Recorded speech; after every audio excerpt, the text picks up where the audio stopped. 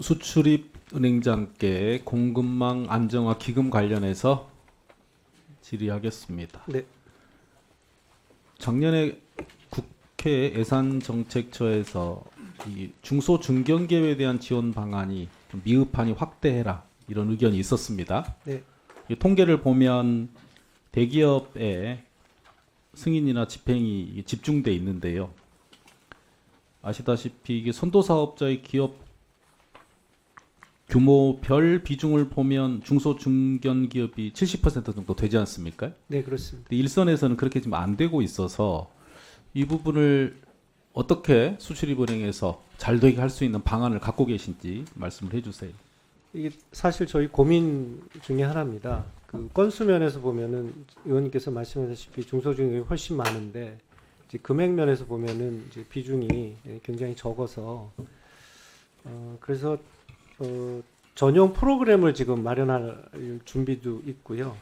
이런 금융의 사각지대가 안 생기도록 최대한 노력을 한번 해보겠습니다. 이 전용 프로그램이라는 걸 잠깐 말씀드리면은 중소기업, 중견기업 전용으로 특별 한도를 부여를 해서 요 금액만큼은 반드시 중소기업 앞에 지원이 나가겠다는 이제 저희 그 정책 목표를 달성하기 위한 수단으로 이해를 해주시면 고맙겠습니다. 예, 구체적인 내용이 좀 나오면 저희 의원실에도 좀 알려주세요. 예, 그러게 하겠습니다. 최근에도 이 정부에서도 이 공급망 안정화 기금, 소부장 지원 강화 이런 대책까지 마련해내 잘 알고 계시죠? 네, 그렇습니다. 네, 관련해서도 더 많이 관심을 가져주시면 좋겠습니다. 그 다음에 우리 원산지 정보원장님께 네. 원산지 정보원의 업무 계획을 보니까 이제 통상 이슈 관련해서 관세 행정 분야의 대응 전략도 마련하고 기업을 지원하겠다 이런 내용이 있었습니다. 올해 주요 업무 계획을 봤더니 아시다시피 PPT를 봐주세요.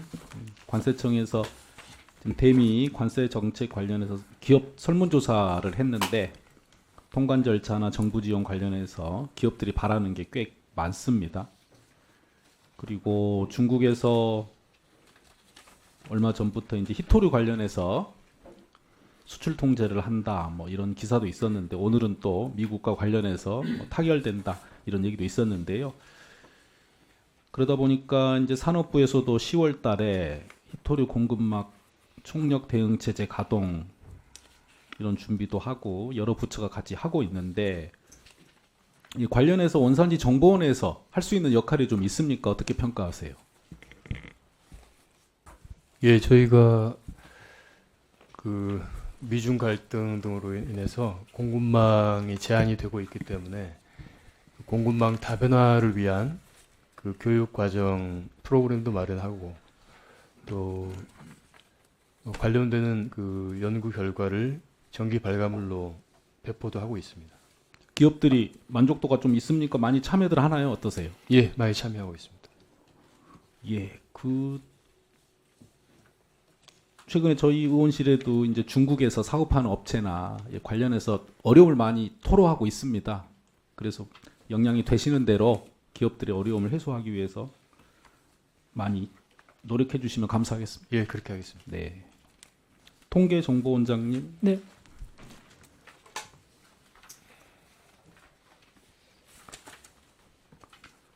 국회 입법조사처에서 이제 오늘 발표된 자료가 있는데요. 이 국회 차원에서 첫 다차원 불평등 지수 연구 결과를 발표를 했고 내일 이제 국회의장 주재하는 자리에서 토론회를 합니다.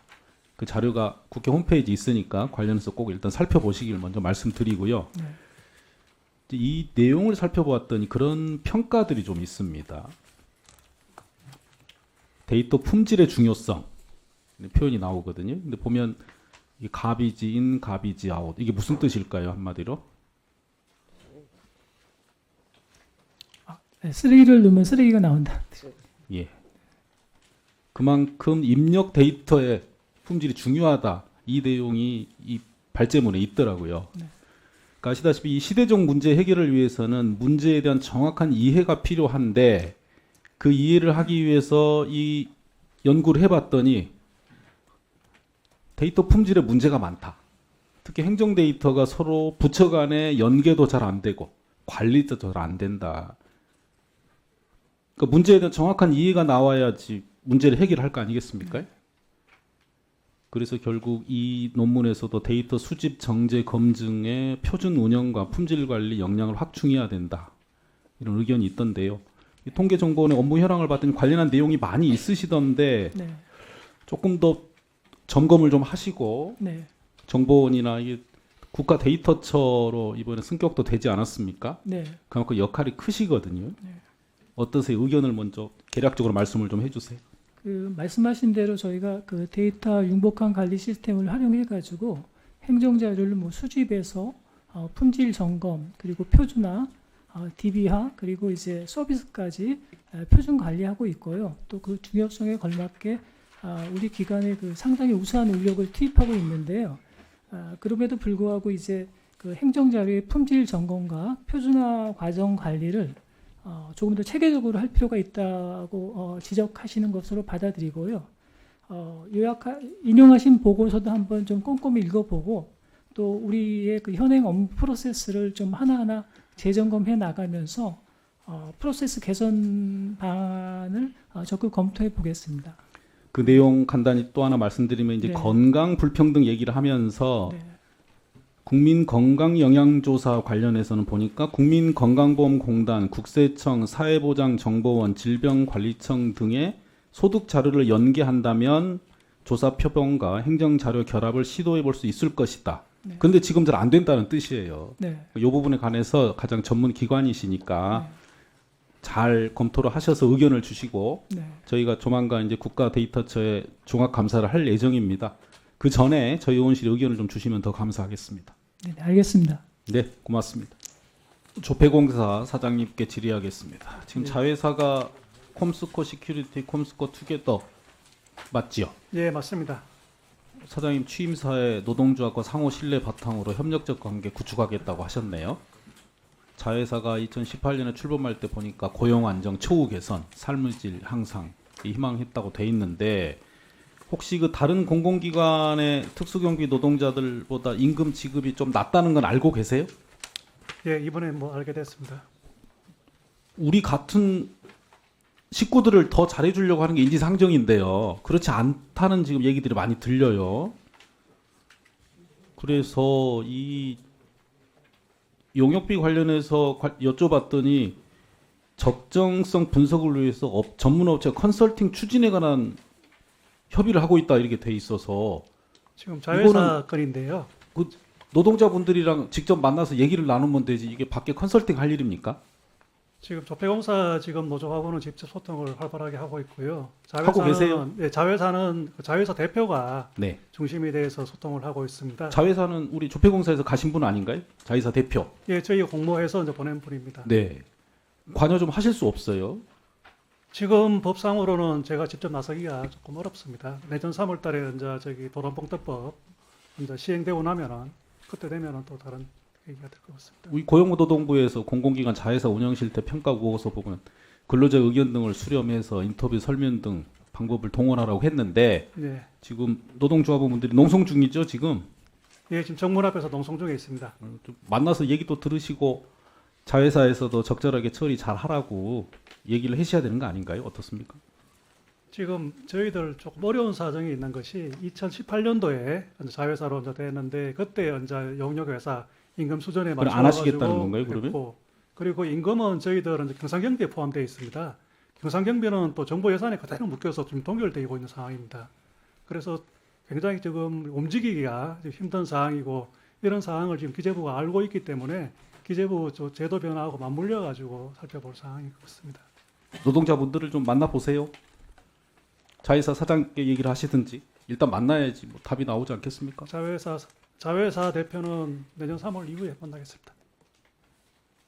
내년 3월까지 미루시는 이유는 뭐예요? 법 시행입니다. 노란봉투법 시행이 내년 3월에 되기 때문에 그렇습니다.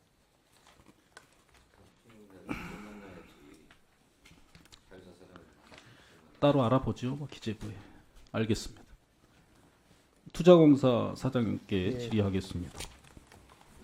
이 투자공사 관련해서는 과거부터 운용사 선정 관련해서 부당하다, 부적정하다 이런 얘기도 과거에 있었지 않습니까? 알고 계시죠?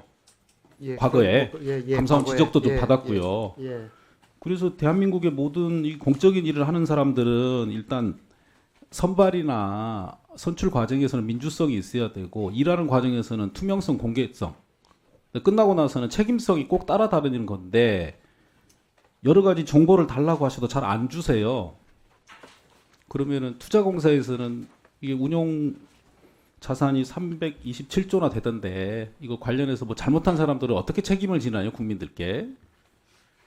예, 뭐 저희가 어떤 평가라든지 이런 부분들 책임지는 게 어떤 게 있어요? 요새는 국회의원, 판사, 검사, 고위 공무원들이 국민 앞에 책임지는 이게 워낙 많이 언론에 나는데 예.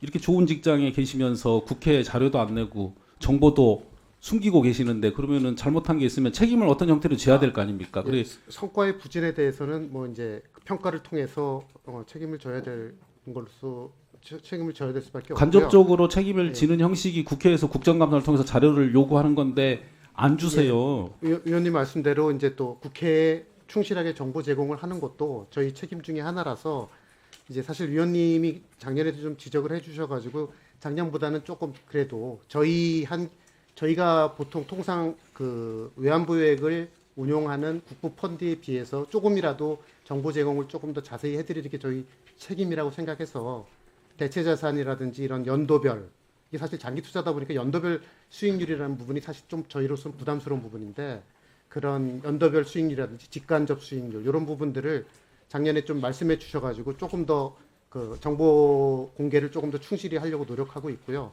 조금 더 이제 더 공개할 수 있는 부분을 찾아서 또 이렇게 국회에 좀 제공하는 게 또 저희 책임이라고 생각을 합니다. 우리 대표이사께서는 기재부 출신이시고 부문장도 한국의 출신도 있으시고요. 네. 가장 주요한 자리에 있는 분들이 가신 만큼 이 책임감 면에서도 네. 그만한 의식을 가져주시길 부탁드리겠습니다. 예, 알겠습니다.